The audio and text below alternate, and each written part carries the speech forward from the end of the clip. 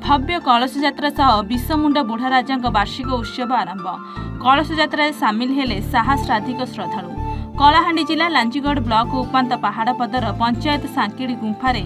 विश्वमुंडा बुढ़ा राजा वार्षिक उत्सव पर भव्य कलश यात्रा अनुष्ठित हो जाइए। गुरुवार ठारू शनिवार पर्यंत 3 दिन धरी सांकड़ी गुंफारे विश्वमुंडा बुढ़ा राजा वार्षिक उत्सव अनुष्ठित होगाकू बेले प्रथम दिन में विश्वमुंडा बुढ़ा राजा कलश शोभायात्रा आखपाख अंचल श्रद्धालुं समेत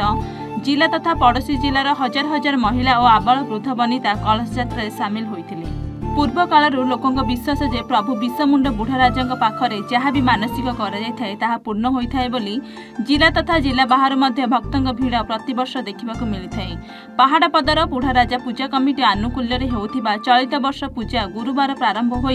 शनिवार दिन में पूर्णाहुति हो। पूजा गाँ तथा आखपाख अंचल में भक्तिमय परिवेश सृष्टि होगा सह लोकों मध्य उत्सव मुखर देखा मिलता है। विश्वमुंडा बुढ़ाराज पूजा कमिटी सभापति जगदीश बेनिया तत्वावधान में अनुष्ठित यह कलश शोभायात्रा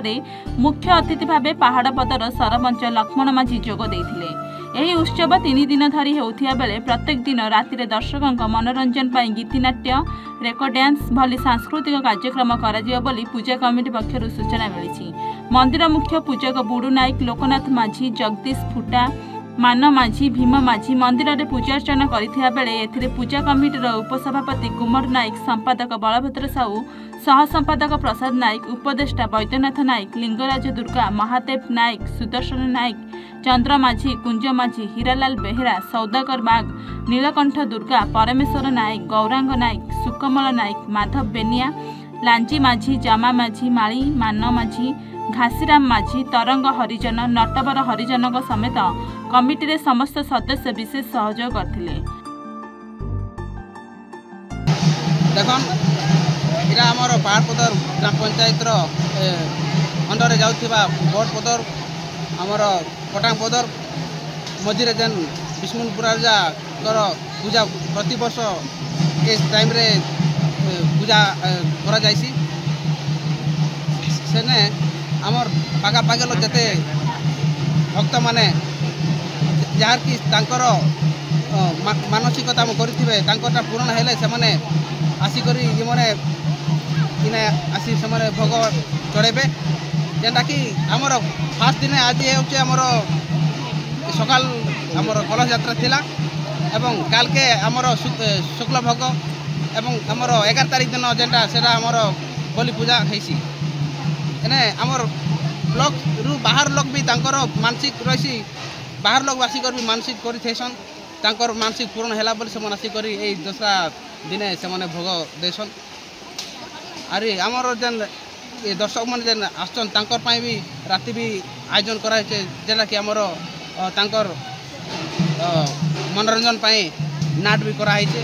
आज भी राति हेबा तापर काल के भी नाट हेबा तेनके 11 तारिख दिन समाप्त होगा भोग बोली पड़ी कोई भी मुझे निश्चित भाव समस्त सहयोग लड़ुची निश्चित भाव प्रत्येक वर्ष हुए 2025 बहुत भल भाव में होगा आशा करूँ।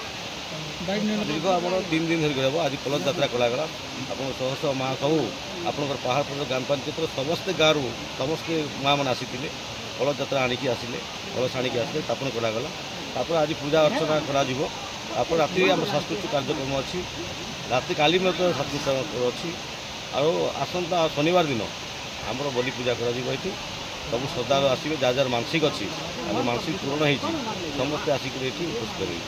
यहाँ आमर माने लांजीगढ़ ब्लॉक बोली नुह ये आप पड़ोशी अच्छी आपंकर सिंहपुर अच्छी आपंकर थामुरामपुर अच्छी आप जोसेपाटना अच्छी विभिन्न छत्तीसगढ़ आउचंती से मानसिक कर मानसिक पूर्ण हो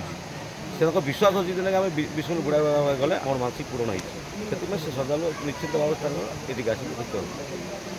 ये आगु यहाँ होता दीर्घ दिन गुंफा ये बुढ़ा राजार आमर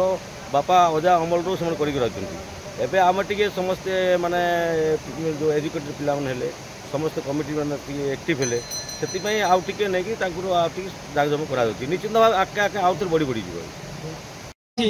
आगामी दिन को बहुत माने जाकजकम बहुत हर्ष उल्लास पालित होबे बोली लोक मैंने प्रतिक्रिया दौले। लांजीगढ़ ବିସ୍ମୁନ ବୁଢ଼ାରାଜା ମନ୍ଦିର ପରିସରରୁ ମଳୟ ବେନୁଆ A1 TV।